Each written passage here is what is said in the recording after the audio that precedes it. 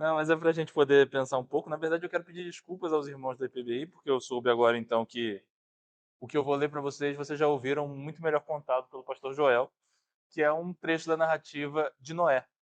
Então, quero convidar você a abrir no livro de Gênesis, capítulo 7, 24 até 8:3. Vamos ler aqui. E as águas durante 150 dias predominaram sobre a terra. Lembrou-se Deus de Noé e de todos os animais selváticos e de todos os animais domésticos que com ele estavam na arca. Deus fez soprar um vento sobre a terra e baixaram as águas. Fecharam-se as fontes do abismo e também as comportas dos céus, e a copiosa chuva dos céus se deteve. As águas iam se escoando continuamente de sobre a terra e minguaram ao cabo de 150 dias. Ok? Lemos esse trecho. Mas deixa eu comentar um pouquinho sobre enredos. Como o pastor falou, eu quero falar um pouquinho sobre enredos com você, sobre o que é a construção de um enredo. Aí você pode pensar, ué, mas de certa maneira o pastor Joel já não tratou sobre a construção do enredo através da jornada do herói? Eu quero tratar sobre uma outra ideia sobre o enredo. E, na verdade, eu quero propor, para começar, uma observação que talvez te surpreenda sobre o que é um enredo. E, para isso, eu quero fazer uma pergunta. Quem já teve aula comigo sabe que eu adoro fazer essa brincadeira das perguntas com opções. Então, a pergunta é: o que faz um filme ou um livro ser bom? Certo? E aí, pensando do ponto de vista do enredo. Não é o fato de que você gosta de armas mirabolantes, como citou ali. Se tiver um sabre de luz, o filme é muito bom. Porque o sabre de luz é a arma mais legal, é uma arma elegante para tempos mais civilizados, já dizia Obi-Wan Kenobi. Então, não é sobre isso, é mais sobre o enredo. O que constrói um bom enredo? Como eu consigo gostar de uma história através da forma como ela é contada? E aí eu tenho algumas opções para você. Opção A, uma história boa pela originalidade. História é legal porque ela é original. Opção B, é um jeito bonito de escrever ou filmar. Opção C, é a complexidade. Eu não aceito uma história simples. Eu quero que seja bem complicado, eu quero que seja um filme do Christopher Nolan. Eu quero que depois tenha que assistir uns 5 vídeos no YouTube para alguém me explicar o que eu acabei de assistir, porque eu, na verdade, não entendi. E, na verdade, o que eu pensei ter entendido, quando eu ver os vídeos, eu vou descobrir que estava tudo errado. Não era nada do que eu tinha pensado. Isso é o tipo de história que é boa. O tipo de história boa é a história que eu não entendo. Quando termina, eu não faço ideia do que aconteceu. Opção D é a temática, o tema. Sabe, eu gosto muito de Segunda Guerra Mundial, então eu quero assistir sempre filmes sobre a Segunda Guerra Mundial. Ah, então você gostou de Mulher Maravilha, o primeiro? Não. Por quê? Porque se passava na primeira. Eu gostei do Capitão América, que era na segunda. Aí foi bom, porque eu só aceito se for na Segunda Guerra Mundial, entendeu? É um filme de super-herói, é a mesma história do super-herói assumindo suas armas e lutando contra os inimigos, só que se passou na Primeira Guerra Mundial. Eu não gosto da Primeira Guerra Mundial, eu gosto da Segunda, então eu gostei do Capitão América. Ou ainda, é simplesmente o quanto aquela história me conquista, o quanto ela fala internamente comigo. Ou, para colocar no termo que eu coloquei aqui, o quanto ela gera em mim algum tipo de empatia, o quanto ela conversa com quem eu sou e o que eu sinto. Eu acredito que existe uma boa chance de, quando você ouviu a opção A, você ter pensado originalidade. A originalidade é o que eu gosto. Eu gosto muito de uma história original. E eu quero te dizer que dessas 5, para mim, a pior de todas é a originalidade. E essa é a pequena confusão que eu quero propor para você hoje. A originalidade não é necessariamente maravilhosa. E eu quero dar um exemplo para você pensar nisso, que é um exemplo do que veio depois daquilo que vocês ouviram agora com o reverendo Joel, que é: você já ouviu falar da nova trilogia de Star Wars? E aí vale dizer, né, na verdade não é a nova, é a novíssima. Porque tem a nova, que é aquela que se passa ali entre 99 e 2005, se não estou enganado, e tem a novíssima, que é essa que se passou ao longo da década passada e terminou ainda já nessa década que estamos, ou seja, a história dos episódios 7, 8 e 9. E a verdade é que essa série ela divide opiniões. As pessoas ficam meio divididas quando vão descrever os últimos episódios de Star Wars. E a divisão acontece mais ou menos entre os que não gostaram e os que odeiam. É mais ou menos essa divisão que existe sobre o que é a nova trilogia, a novíssima trilogia de Star Wars. Tem gente que tem gente que não gosta, tem gente que odeia. Eu queria dizer uma coisa para você. Sabe por que as pessoas não gostam do episódio 8, sendo bem específico? Tem gente que até gosta, mas eu quero propor por que muita gente não conseguiu gostar do episódio 8. Eu quero dizer para você, eles não gostaram do episódio 8 porque o episódio 8 é original. A razão das pessoas não terem gostado do episódio 8 é que o episódio 8 é original. Sabe aquilo que vocês acabaram de ver, a jornada do herói? No episódio 8 ela aparece. Só que eles subverteram a jornada do herói. Lembra que foi observado que o herói, ele é chamado para a aventura e ele reluta na aventura? E então tem que haver um mentor que vai ensinar ele o caminho, mas depois vai sair de cena? Nota o que você assistiu no episódio 8 se você assistiu esse filme. O que você viu foi um herói que quer a aventura. E então, quando o mentor é convidado a participar da aventura do herói, o mentor não quer. Lembra a cena que ficou tão icônica? O Luke Skywalker recebendo o sabre de luz e jogando fora? E todo mundo, meu Deus, o que aconteceu aqui? Como assim? O Luke Skywalker joga o sabre de luz fora? Eu te explico. Alguém quis ser original demais. Porque no final das contas, aquilo surpreende, aquilo espanta. Porque quem conheceu o personagem nas histórias originais vê que talvez a característica mais marcante do Luke Skywalker seja aquela que nós vimos no episódio, aquela que dá nome ao primeiro filme em que ele aparece. Uma nova esperança. O Luke Skywalker é esperançoso. Ele sempre acredita. Ele acredita tanto que quando ele ouviu o seu mentor dizer para ele, olha, o ideal é matar o Darth Vader. Mata o Darth Vader porque não tem como redimir o Darth Vader. Não há o que se esperar de bom. Sim, estou estragando a trilogia para todos vocês, mas você já devia ter assistido. Não há como redimir o Darth Vader. Mate o Darth Vader. E então ele arranja um novo mentor. Não, eu não gosto muito do Obi-Wan, deixa eu escutar o Yoda. E o Yoda disse assim, você deve matar o Darth Vader? De maneira nenhuma, o Yoda não disse isso. Matar Darth Vader você deve, disse Yoda. Ou seja, no final das contas a mensagem é a mesma. Darth Vader precisa morrer. É a única solução viável. Ele precisa morrer, não há outro jeito de resolver o problema. Porém, Luke Skywalker é esperançoso. E ele acredita até o fim que é possível redimir o Darth Vader. Por isso é tão espantosa a ideia dele receber o sabre de luz e jogar fora. Porque o Luke Skywalker, você espera dele que ele acredite, que ele vá até o fim para fazer alguma coisa. Precisamos agir. Precisamos tentar salvar a galáxia. E é por essa razão que é tão estranho. E eu diria, é por essa razão que muita gente não gostou do episódio 8. Porque, sabe, a gente adora dizer que a gente gosta de originalidade. Mas deixa eu te contar, o que você gosta mesmo é de ouvir a mesma história. É por isso que você acabou de ouvir falar da jornada do herói. E é por essa razão que vocês viram o quanto ela se encaixa em várias histórias bíblicas e em várias histórias que todos nós amamos. Porque o que você gosta é da jornada do herói. O que você gosta é de assistir a mesma história sendo recontada. Mas calma, isso não quer dizer necessariamente que seja ruim. Nem quer dizer que a originalidade em si seja má.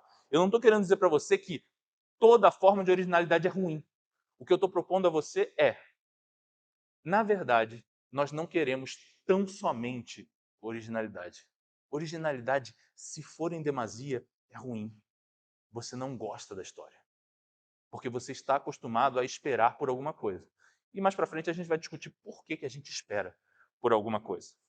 Quero ainda dar um outro exemplo, para demonstrar talvez por que essa originalidade é boa até certo ponto. Um filme que eu gosto muito, e agora eu vou citar um filme velho, e eu não dou a mínima pro fato de você achar que ele é velho, você devia ter assistido mesmo assim. Afinal, devia ter assistido também a primeira trilogia do Star Wars. Você devia ter assistido, se não assistiu, aquele clássico da Sessão da Tarde que passou 4.314 vezes ao longo de 5 anos, que é De Volta para o Futuro. Qualquer um dos três. Essa trilogia é maravilhosa. E eu quero contar para você, se você concordou comigo e disse sim, eu amo De Volta para o Futuro, eu quero contar para você, De Volta para o Futuro conta para você a mesma história 3 vezes. Você está assistindo a mesma história sendo contada. Tanto é que todos os filmes vão ter um momento em que Marty McFly vai entrar num local de, como é que eu posso dizer? Vai entrar num local de tomar alguma coisa, uma lanchonete. Geralmente a lanchonete dá uma sensação de antiguidade. Então, mesmo quando ele vai para o futuro, o distante ano de 2015, quando ele vai para aquele ano lá na frente, muito no futuro, em 2015, ainda assim, ele vai parar numa lanchonete dos anos 80. Uma lanchonete que tentava emular os anos 80. Mas o fato é que nos 3 filmes vai haver esse momento. Não só esse momento. Ele vai entrar lá, ele vai entrar estranhando o lugar. As pessoas vão estranhar ele. Ele então vai discutir com alguém, geralmente o dono do estabelecimento. Conversa ali rapidamente, vem a confusão, alguém confunde ele com outra pessoa e então briga. Marty McFly então tem que se virar ali para escapar da briga. E aqui, originalidade. Ele subverte. Se você vê o primeiro filme, o que a gente tem? A gente tem ele de frente para o Biff e ele diz: Olha lá! O Biff olha e então, pá, soco. Segundo filme, olha lá! O Biff olha, soco, só que o Biff tinha algum tipo de braço biônico, segurou a mão dele. Terceiro filme, olha lá! Não, não tem olha lá. O Biff coloca ele lá e manda ele dançar e sai atirando nos pés dele. Houve originalidade, mas a cena, de certo modo, está acontecendo de novo. Você está vendo lá 3 vezes. E ela vai continuar, tá? E você vai ver alguma variação disso de novo. Por exemplo, no primeiro filme, Marty McFly inventa o skate. No segundo filme, Marty McFly inventa o skate voador. Sempre. É uma repetição da mesma ideia. Só que de alguma maneira a gente se conquista, a gente gosta. A gente compra quem Marty McFly é. E a gente, na verdade, quer ou ser ele, ou no mínimo, a gente quer muito que ele consiga ter êxito na jornada dele. Porque a gente gosta dele. E a gente quer que ele consiga. A gente sonha que ele realize seus objetivos. Até porque, e aqui talvez um dos grandes truques dessa jornada, é que o que Marty McFly quer? De Volta para o Futuro é uma história sobre família. O tempo todo a gente está retornando à história dos McFly. É a história de como ele vai ajudar os pais dele, é a história de como ele vai ter que consertar o próprio futuro, é a história de como ele vai reencontrar o primeiro McFly a pisar nos Estados Unidos. É sempre isso. É família. No final das contas, é o quanto a sua família faz parte da sua história no tempo. Então, toda aquela originalidade que é original, toda a ideia de viagem no tempo e a maneira como os diretores e autores quiseram falar de viagem no tempo, apesar de toda a volta, vai nos levar para o mesmo lugar. Qual? Estamos vendo uma história sobre como essa família perpassou os anos. Ora, mas tá, muito bonito, mas você acabou de ler para mim Noé e está falando sobre Marty McFly. Eu tenho quase certeza que não tem a ver uma coisa com a outra. Eu vou lhe dizer, o que acontece para mim é que Noé é uma das narrativas que fala aos nossos corações de maneira mais intensa, porque aquilo que Noé está contando para a gente não aconteceu simplesmente no meio do povo de Deus, no meio do povo da aliança. O que aconteceu com Noé aconteceu em nível global. E isso é tão forte que diferentes povos contam essa história. Essa história tem uma versão no meio dos babilônios. Essa história tem uma versão no meio dos assírios. Essa história tem uma versão no meio dos nórdicos. Essa história tem até mesmo uma versão no meio de alguns grupos indígenas na América, inclusive aqui na América do Sul. Essa história é contada e recontada sempre. Diversos povos contam a história de quando Deus ou os deuses se enfureceram com a humanidade e fizeram chover muito a ponto de afogar quase todos os seres humanos, porém um deles foi salvo por algum Deus que decidiu que queria salvar aquela pessoa e chamou-a a construir um barco. Essa história é sempre contada e recontada por diferentes povos. E ainda assim, Moisés achou que era importante contar essa história para a gente. E aí Moisés contou ela para a gente, mesmo ela sendo repetitiva. E se você já teve a oportunidade de ler a versão da história, por exemplo, entre os babilônios, ou a versão dos assírios, né? Ou se você leu uma história que bebe em cima dessa fonte, que é a história do herói Gilgamesh, você vai perceber que vai aparecer de novo o elemento da pomba, vai aparecer de novo o elemento do Deus que salva, vai aparecer de novo o elemento de que a terra foi repovoada por aquele sujeito. E ele, de alguma maneira, tem um significado profundo para aquilo que vai vir depois. Onde está a originalidade?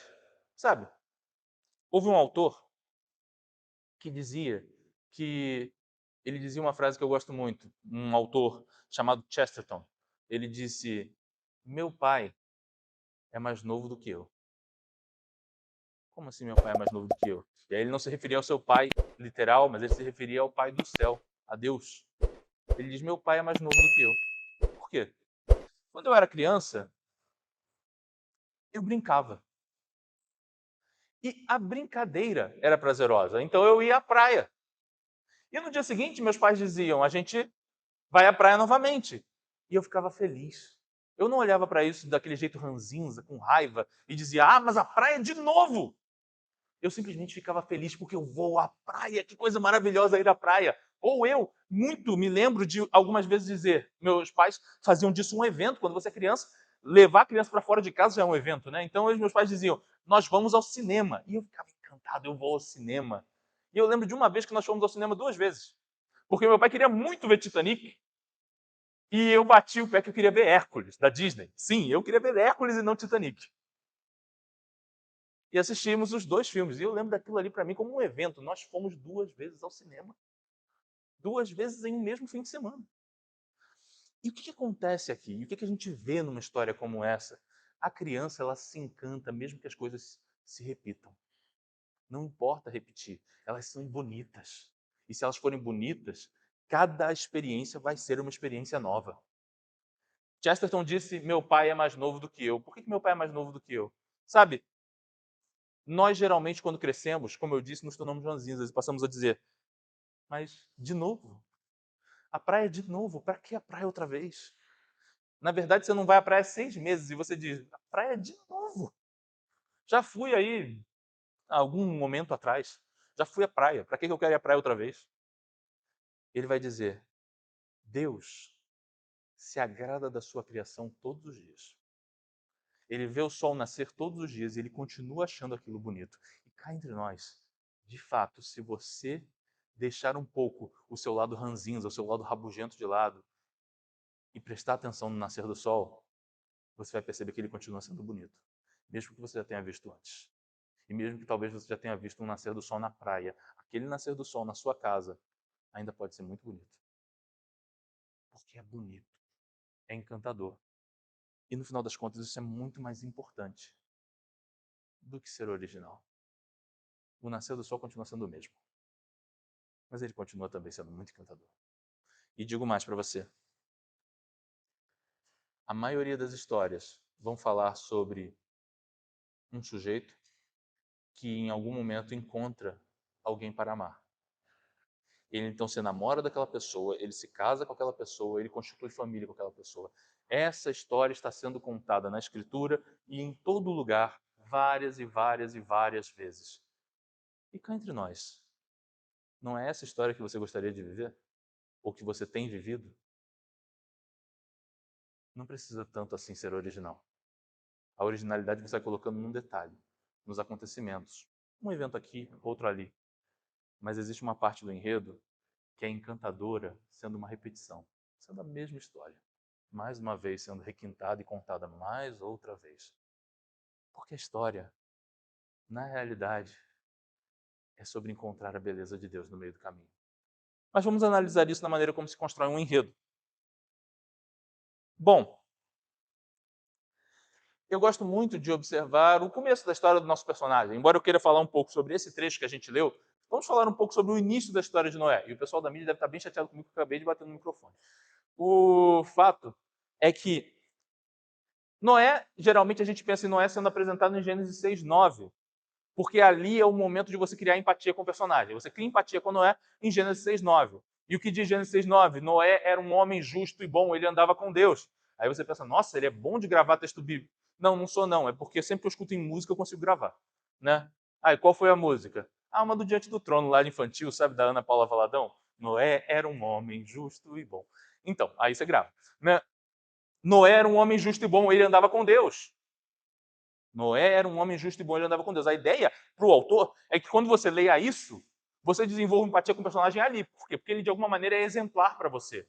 É necessário que todos nós sejamos justos e bons, que nós andemos com Deus. É difícil. Tanto que o outro que andou com Deus, que é mencionado, é um tal de Enoque. E esse daí chegou um ponto que não dava mais para aguentar esse mundo e Deus levou embora. Vem comigo que aqui não dá mais para você não. Mas o princípio é esse. Ele espera que você se encante da ideia. Ah, então esse é o plano.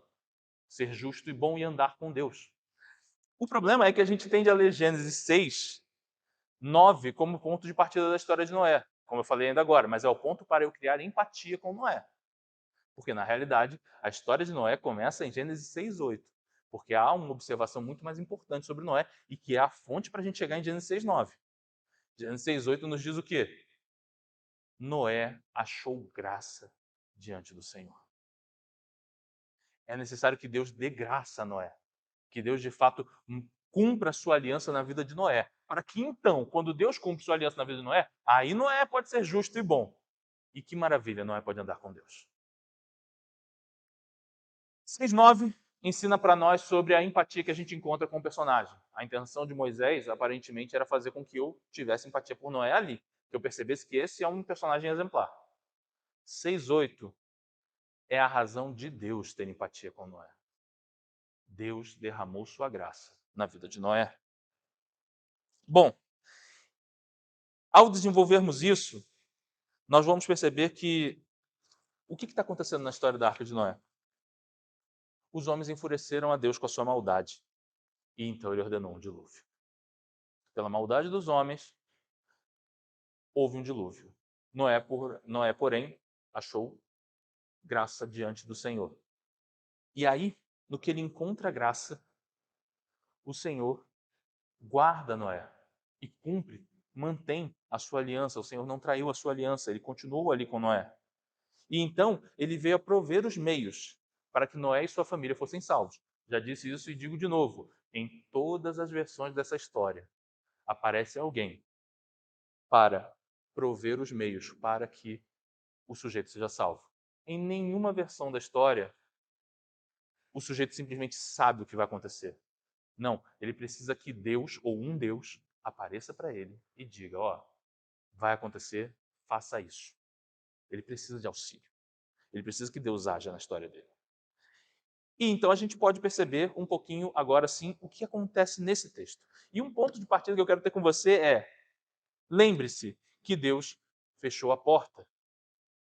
Há uma manifestação poderosa de Deus ainda no começo da história, quando a arca está prestes a iniciar a sua jornada. E a observação é: o próprio Deus fechou a porta. Não foi uma ação de Noé que levou a porta a ser fechada. É Deus quem cumpre, quem fecha, quem encerra toda a jornada para que Noé possa, ou melhor, encerra todo o ponto de partida da jornada, para que Noé possa seguir. Ou seja, é uma manifestação milagrosa, é uma manifestação impressionante de poder de Deus. E por que isso é importante? Porque aí nós vamos ter 150 dias em que a única manifestação de poder de Deus é assustadora. Está chovendo. Não para de chover e a terra está ficando inundada. 150 dias. 150 dias de medo. O que você estava fazendo há 150 dias atrás? 150 dias atrás, se você quer saber, foi no dia 22 de março. Então, já te ajudei. Vai, pensa aí, o que você está fazendo no dia 22 de março? Agora é fácil, né? Aí é fácil de lembrar. Ou, no mínimo, você vai olhar no seu Google Agenda e tentar encontrar uma foto que te diga mais ou menos, uma conversa de WhatsApp que te diga mais ou menos onde é que você estava no dia 22 de março. 150 dias atrás. Quanta coisa não mudou e não aconteceu na sua vida ao longo desses 150 dias? Noé, ao longo de 150 dias, viu chover, sem parar. E ele dando seu jeito para sobreviver ali dentro. E tem muita coisa para ter medo. Ele tem que ter medo da chuva. Está chovendo ainda, está continuando a chover. E em algum momento essa chuva toda em cima do barco, eu não sei o que vai acontecer. Ora, ele tem que ter medo porque a água também está embaixo dele. Ele viu que todo mundo morreu afogado, só ele que está vivo. Só ele e a família dele estão vivos. Então, se todo mundo morreu afogado, só eu que sobrevivi. E se talvez o barco abrir aqui embaixo, alguma coisa acontecer, a água começar a entrar?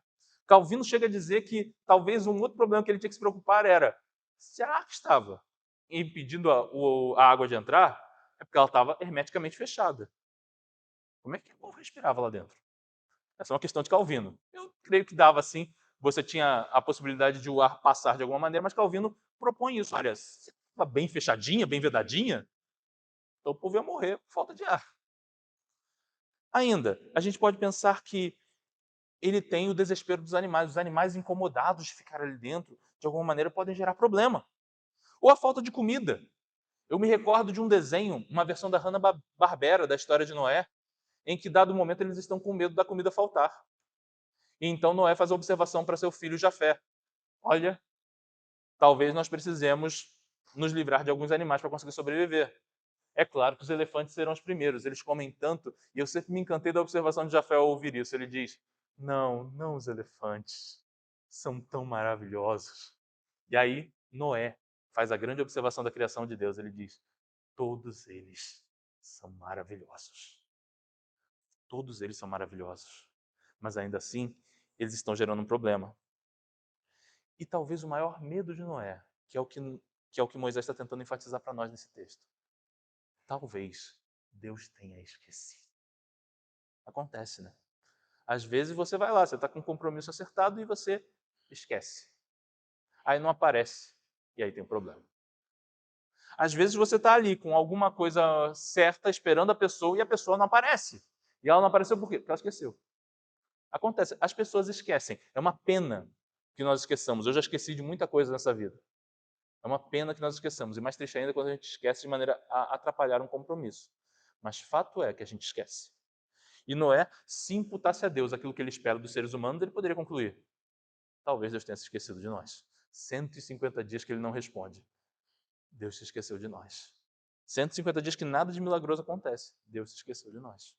Ele nos abandonou. Portanto, Deus lembrar-se é uma demonstração de algo poderoso no texto. Deus se lembra é uma demonstração de que do que se passava no coração de Noé. E do outro lado, dizer que Deus se lembra é uma demonstração do cuidado eterno de Deus. É óbvio que Deus não se esquece.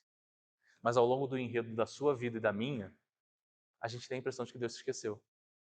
Talvez o milagre não tenha nem sequer acontecido há 150 dias atrás. Já faz bem mais tempo que eu não tenho a sensação de que alguma coisa milagrosa aconteceu. E bem ou mal, essas coisas milagrosas me ajudam a confiar mais. Calvino, de novo, disse para nós: Deus nos parece ausente até termos uma experiência sensata de sua presença. Você espera por uma experiência sensata da presença de Deus. E quando você não sente que essa experiência ocorreu, nós nos sentimos sozinhos. Deus nos abandonou. Esse é o enredo da vida de todo mundo e que está espelhado na vida de Noé aqui. E se talvez Deus tiver esquecido de nós? Não há uma experiência sensata para eu ter a certeza de que Ele está lembrando. E então, Moisés diz para nós, Ele lembra sim. Antes de eu explicar por que a gente pode ter mais certeza ainda de que Deus se lembra, quero acrescentar. Vamos notar os detalhes do texto? Deus é quem age para que as águas retrocedam. Todo o movimento inicia-se com a afirmação de que, então Deus agiu. Deus fez alguma coisa. Deus se moveu. Quando Deus lembrou, Ele resolveu a situação. É necessário que Deus se mova. É necessário que Deus apareça na história e então Ele faça alguma coisa, para que então as águas retrocedam, para que então pare de chover, para que as comportas do céu se fechem. Deus agiu. Deus se lembrou. Ainda, depois que o Senhor fez soprar, depois é que o Senhor faz soprar as águas e então tudo se detém. As águas minguaram ao longo do mesmo período de anteriormente, 150 dias. E isso é um pedaço de um grande quiasmo. O texto da Arca de Noé é um quiasmo. Uma palavra feia, né? O que significa quiasmo? Quiasmo é um estilo de literatura hebraico, onde você faz o seguinte, você apresenta ali situação A, situação B, situação C, situação D, e quantas situações você quiser. Centro do quiasmo. E então, vamos dizer que foi até a situação D. Resolução para D, resolução para C, resolução para B, resolução para A. É um estilo de literatura hebraica. E aqui eu quero te lançar um desafio para quando você for depois. Tristemente eu não pude fazer isso na leitura com vocês. Se você pegar para ler o texto e reparar nos números que aparecem, você vai reparar que eles são as escadas do quiasmo. Então todos os números estão aparecendo numa progressão e depois eles vão aparecer de novo na sequência contrária. Eu botei aqui apenas o último número que aparece, 150 dias. Portanto, ele encerra o versículo 24 dizendo para nós que foram 150 dias e ele termina o 3 dizendo para nós 150 dias. O centro do quiasmo demarca uma coisa. O que ele demarca? É a parte mais importante da história.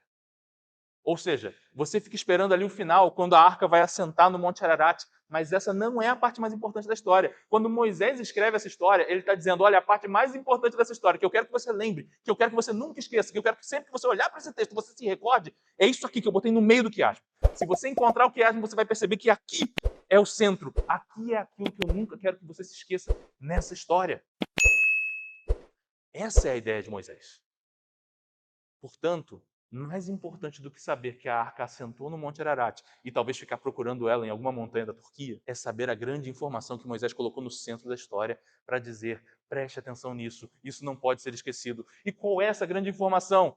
Deus se lembrou de Noé. Deus se lembrou de Noé. Esse é o centro do quiasmo. Ele vai prosseguir e vai trazer para nós a informação de que ele não só se lembrou, como ele vai continuar desenvolvendo isso para dizer para nós que ele se lembrou de todos os que estavam na arca, inclusive dos animais, demonstrando um carinho profundo de Deus com toda a sua criação. Mas o aspecto mais importante disso permanece sendo Deus se lembrou de Noé. O enredo da nossa vida precisa passar por essa informação. Deus se lembra. Quando você estiver com medo, quando você estiver há 150 dias sem nenhuma manifestação que te faça ter a certeza da presença de Deus, lembre-se dessa história. Esse era o objetivo de Moisés. Deus se lembrou.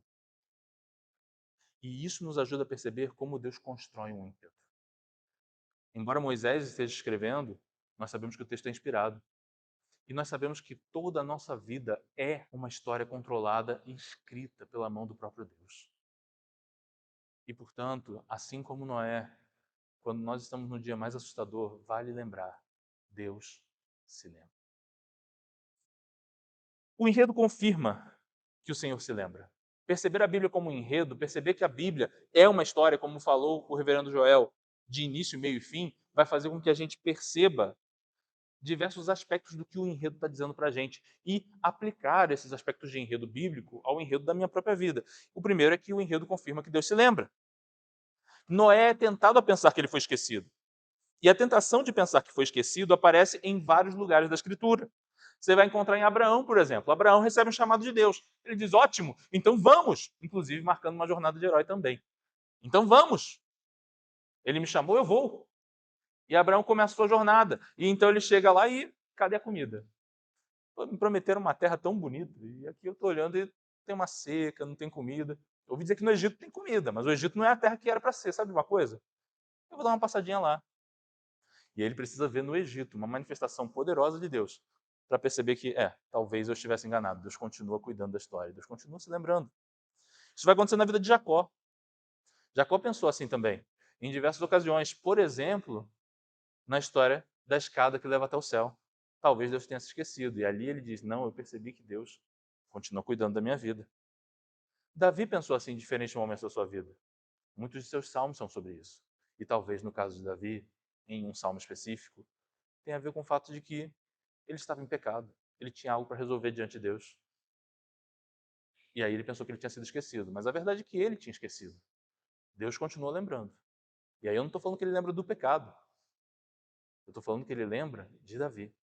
E quando Davi decidiu acertar a sua condição, ele descobriu que Deus permanecia se importando com ele.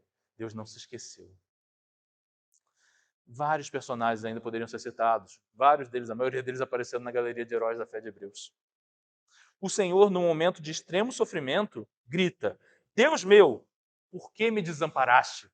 Repetindo as palavras de Davi no Salmo 22. Deus meu, por que me desamparaste? Nota, Jesus, no seu momento de extremo sofrimento, demonstra, até por algumas razões teológicas, a ideia de uma separação, que é muito complexo de se definir em teologia, como Deus se separou de Deus. Mas um ponto que fica muito claro nessa história é, ele pode se sentir desamparado, mas ele não sente que Deus não escuta. Deus te escuta quando você fala. Assim como Noé foi tentado a pensar que foi esquecido, você e eu somos tentados todos os dias a pensar que Deus não está ouvindo. Deus escuta quando nós falamos. Quando você se sentir esquecido, você também pode chamar pelo Senhor. Tal qual entre a porta da arca e o momento em que a chuva parou, houve 150 dias, haverá períodos em que você vai se sentir um pouco mais esquecido. Isso tem muito mais a ver com a gente, que sempre quer uma manifestação surpreendente de poder, do que com a presença de Deus, que continua cuidando da gente e continua derramando seu espírito sobre seus filhos. Mas o fato é que nós, às vezes, temos medo. Olha para o texto bíblico. Nota como a Bíblia inteira é um enredo da ação de Deus no mundo. E então perceba, Deus se lembra. Uma outra possibilidade, o enredo confirma para nós que o Senhor governa. Toda a história está sob o controle de Deus. Ele escreve a maneira como a história se desenvolve. Sabe quem faz isso? O escritor.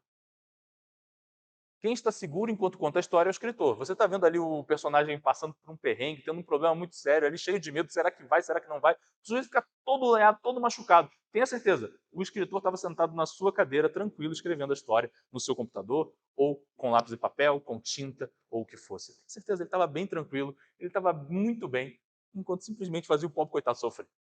O pobre coitado está todo lenhado, está todo machucado, mas o escritor está bem escrevendo. Mas nota, ele sabe o fim que ele tem para esse personagem. E na história bíblica, ainda que muitas vezes seja, inclusive, um enfrentamento da própria morte, o fim é muito maior do que a morte.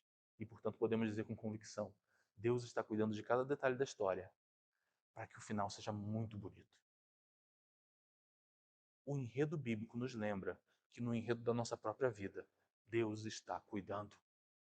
Deus está agindo. E ao longo da ação dele, nós vamos perceber que ele tem controle da história inteira. Ele continua sendo capaz de sentar na poltrona e escrever. Mas note uma observação, se você ficou incomodado com essa imagem de ele sentado na poltrona.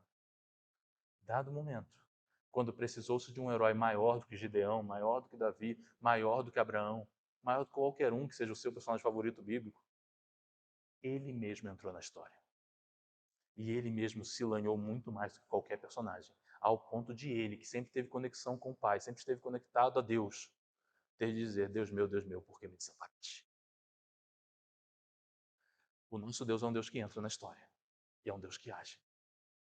Mas nota com percepção, ele continua tendo a história inteira, o seu enredo inteiro sendo escrito. E se nós tivermos a convicção de que Deus está no controle do enredo e Ele está contando a história, nós não teremos medo. E nós não teremos a sensação de que Ele perdeu o controle. Ele não perde o controle.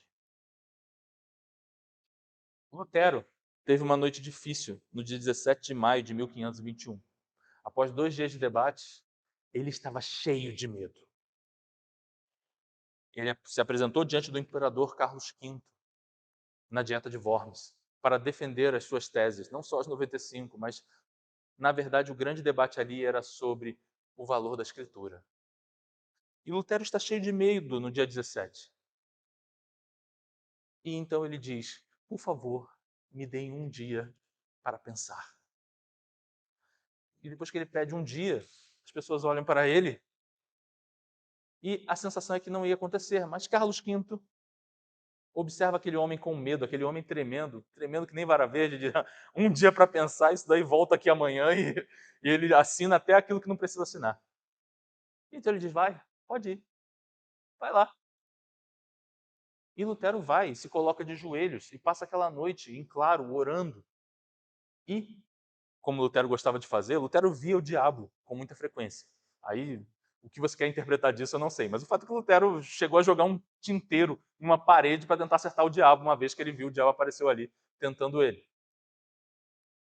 O fato é que Lutero, se sentindo profundamente incomodado por Satanás, faz isso. Ele taca o tinteiro, ele passa a noite inteira dizendo, maldito demônio, me humilhou na frente daqueles homens, você fez com que eles me vissem como um fraco, você fez com que eu não fosse capaz de defender a honra de meu Deus. Mas ele continua em oração, pedindo, Senhor, salva-me, Senhor, salva-me, Senhor, salva-me. E ao longo daquela noite ele é preenchido de uma coragem, a ponto de que seus inimigos, ao verem ele no dia seguinte, relatam como Lutero parecia inquebrável no dia seguinte. Sabe por quê? Porque ele percebeu que alguém controla o enredo e que ainda que Satanás seja capaz de atacar, Deus está no controle da história e a história corre para onde Deus quer. Por isso Lutero poderosamente vai dizer, se me pedem uma resposta simples, eu a dou.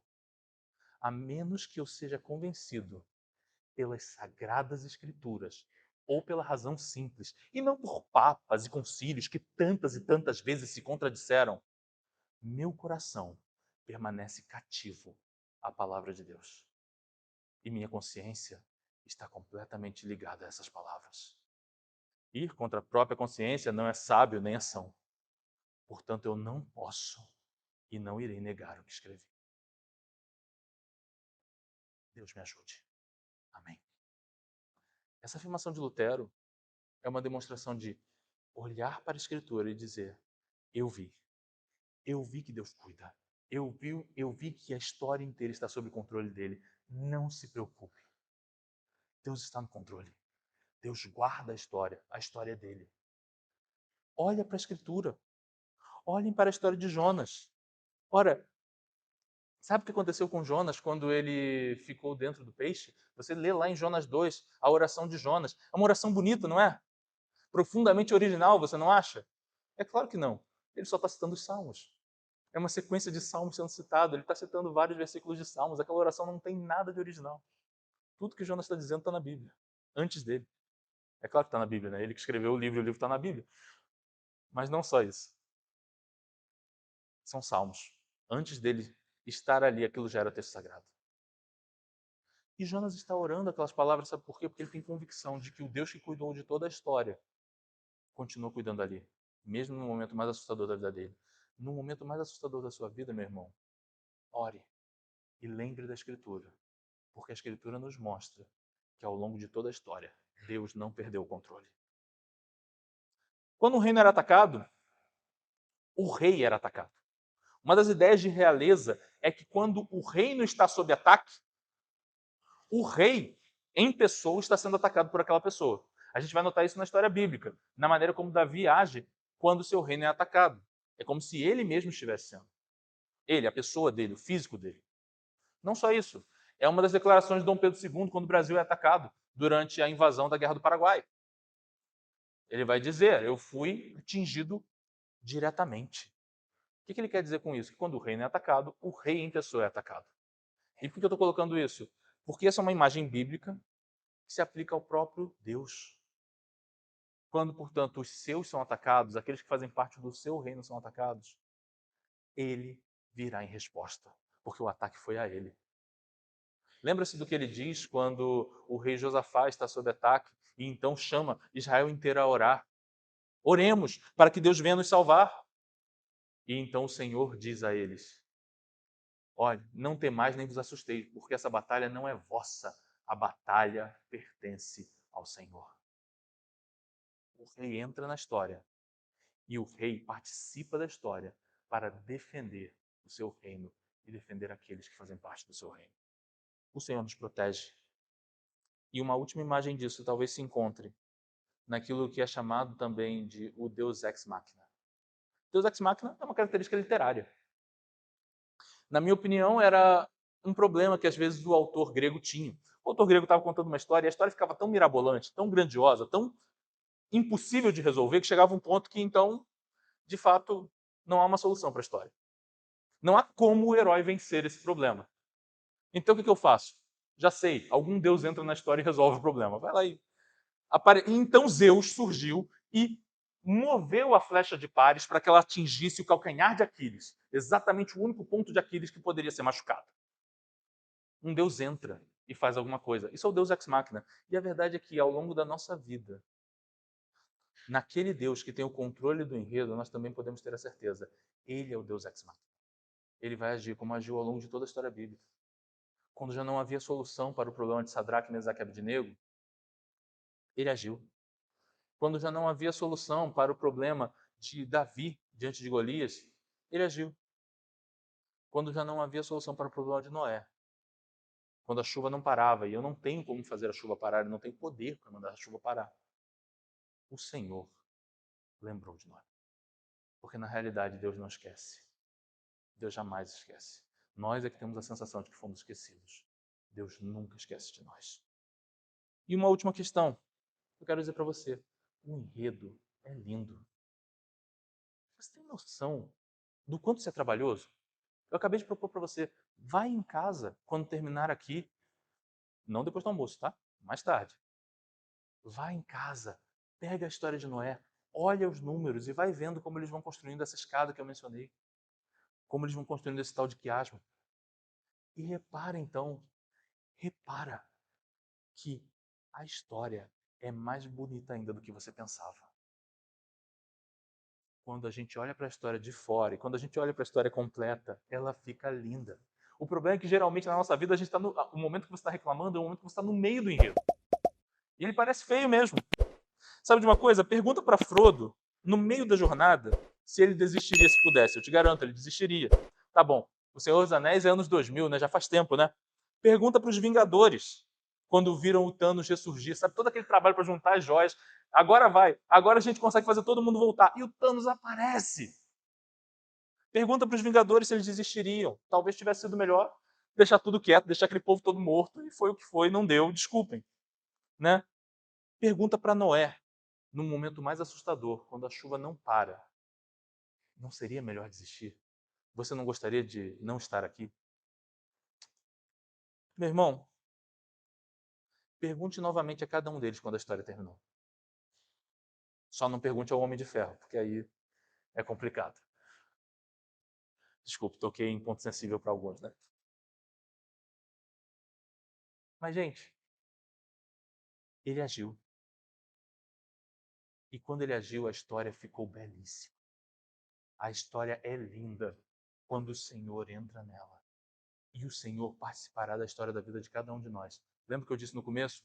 Noé era um homem justo e bom. Debaixo da aliança de Deus, ele era justo e bom e ele andava com Deus. Se a nossa jornada for uma jornada em que nós andemos com Deus, eu garanto a você, essa história vai ser muito bonita. Essa história vai se desenvolver para se tornar uma história belíssima. Ainda que agora, no ponto mais assustador da jornada, não pareça. Porque é o ponto mais assustador da jornada.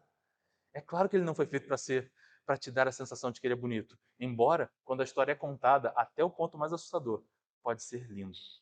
É por isso que Frodo está caído e não consegue levantar. E então você tem uma das falas mais bonitas do Senhor dos Anéis, quando Sam diz: se eu não posso carregá-lo pelo Senhor, eu posso carregar o Senhor. E toma um amigo nos braços para levá-lo até a montanha da perdição, para a destruição do anel. Aquela cena é linda. Mas é claro que os dois personagens não queriam estar naquela situação. Aquela situação é muito difícil. Mas Deus é glorificado. Não na história de Sam e Frodo simplesmente, mas na vida de cada um de nós. Quando nós enfrentamos o dia difícil e continuamos andando com Deus. Essa é a caminhada que a gente tem que fazer. E é esse o enredo que a gente tem que perceber. A Escritura é linda. A Escritura é um enredo maravilhoso. Mas é necessário perceber que esse enredo belíssimo que a Escritura é um enredo que passa por momentos muito difíceis. E então, quando você perceber isso no enredo da Escritura, perceba isso no enredo da sua vida. Vai haver momentos muito difíceis. O que você vai fazer? Você vai desistir? Ou você vai continuar para perceber a beleza da história que Deus tem contado? Deus conta histórias, e conta histórias inclusive na nossa vida. Continue. Ande com Deus. Eu mencionei no começo que eu queria fazer um comentário final sobre essa busca que a gente tem. Lá no começo, em Gênesis 3, o Senhor prometeu a Eva que ele mandaria alguém para esmagar a cabeça da serpente.